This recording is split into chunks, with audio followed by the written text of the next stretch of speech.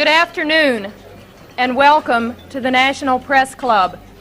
I'm Vivian Valberg, president of the club and correspondent for the Daily Oklahoman. I want to welcome all those National Press Club members and guests who are in our audience today, and also those listening to this luncheon live over the more than 260 stations of the National Public Radio Network. In addition, this luncheon will be carried on a delayed basis by the more than 1,100 cable television stations affiliated with C-SPAN, the Cable Satellite Public Affairs Network. If you have questions for our speaker, and I hope that you will, please write them on the cards which are at your table and send them up to me. I'll ask as many as time permits. You should know that our speaker next Monday will be Senator Robert Dole, chairman of the Senate Finance Committee, and on Thursday our speaker will be Alan Newhart, chairman and president of the Gannett Company, which has just introduced a new national newspaper. Now for the introduction of our distinguished head table guests. If you will withhold your applause until I've finished introducing them all, and if they would stand as I call their names.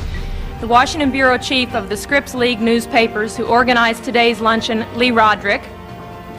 The United States Deputy Chief of Protocol, Thomas Nassif. The Minister of Trade of the Philippines, His Excellency Roberto Ungpin.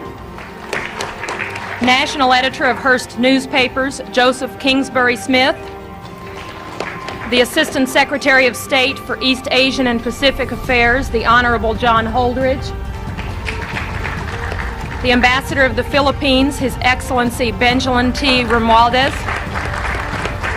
Publisher of the Washington Times, Jim Whalen. The Minister of Information of the Philippines, His Excellency Gregoria Sendanya.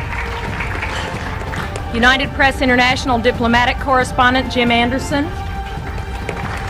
United States Senator from Hawaii, the Honorable Daniel K. Inouye. Prime Minister of the Philippines, His Excellency Cesar Virata. From Crane Communications, the Chairman of the National Press Club Speakers Committee, Stanley Cohen. The Minister of Foreign Affairs of the Philippines, His Excellency Carlos Romulo, I'm sorry.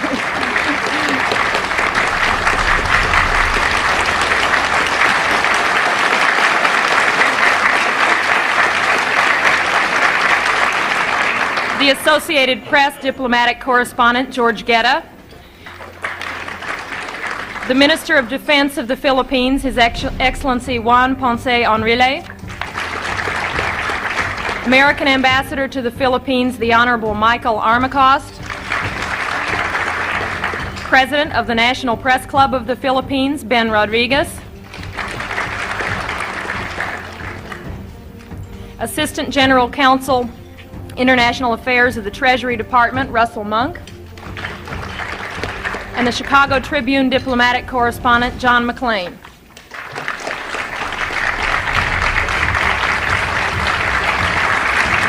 Thank you.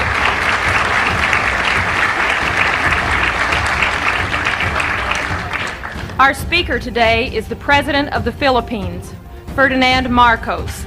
It has been 16 years since President Marcos came to the United States on an official visit, and 16 years since we first welcomed him to our podium at the National Press Club.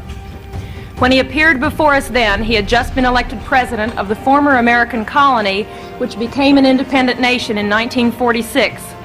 We knew Marcos was a war hero. He got so many medals in World War II that when the young Major Marcos met four-star General Omar Bradley, the general saluted him. We also knew he was a persuasive fellow. How else could he have managed to get his wife, who is known to be strong and bright, to marry him after they'd known each other for only 11 days? And we knew he was experienced in overcoming political adversity. After all, the first case Mr. Marcos ever won as a lawyer was when he successfully defended himself from prison against a charge of murdering a political opponent of his father. The president of the press club at that time, Win Booth, remarked at the great warmth of the greeting Mr. Marcos received in 1966 and said, and I quote, "Your very presence reminds us that you and your great people are the faithful allies of our country in time of trouble. And that, sir, is something the American people and the men and women assembled in this room are not about to forget," end quote. But much has happened in those 16 years. In the interim, Mr. Marcos declared martial law, or what he called constitutional authoritarianism, and did not lift it for 11 years.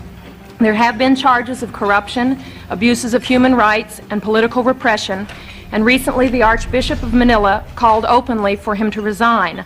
But through it all, Mr. Marcos has remained president, and this week, President Reagan warmly welcomed him, stressing the many common ties between the two countries. The New York Times recently said, quote, "In a country that is deeply sensitive to style, Ferdinand Marcos has it, and it has allowed him to take the sweeping actions that in essence converted the nation from an ill-functioning, raucous but free democracy into his personal fief and seemingly permanent possession," end quote. President Marcos comes to us today as the head of a nation with a long friendship with the United States, a nation considered crucial to America's defense strategies in Asia. We are eager to hear what Mr. Marcos has to say. It's my pleasure to present to you Ferdinand Marcos, President of the Philippines.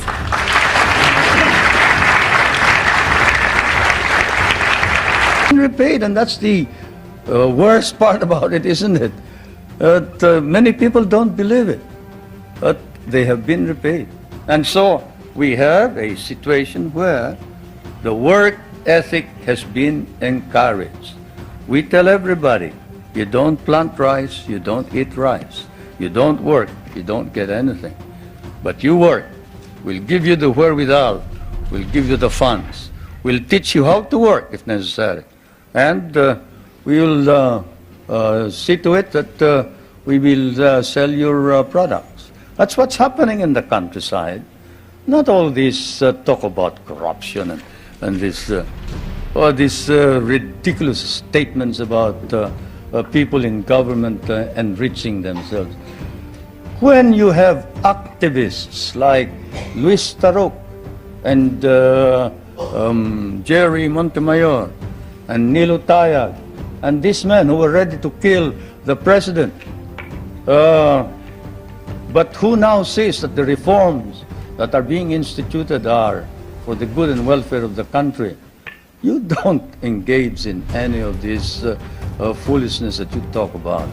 No, everybody is sincere and earnest about making our democracy work. And I can tell you that whoever has told you about these unwholesome observations about the Philippines, better come back to the Philippines. I'll pay for your trip so you can see what's actually happening. Thank you, Mr. President. Before I ask our final question, I want to present you with a certificate of appreciation for appearing once again at the National Press Club and with an updated version of the National Press Club necktie. Thank you.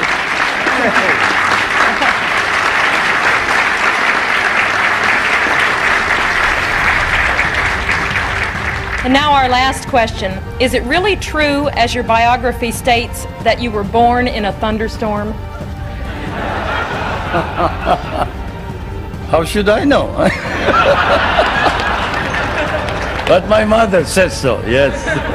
My mother says so, and I guess if you can't believe your mother, whom will you believe, huh? Thank you very much.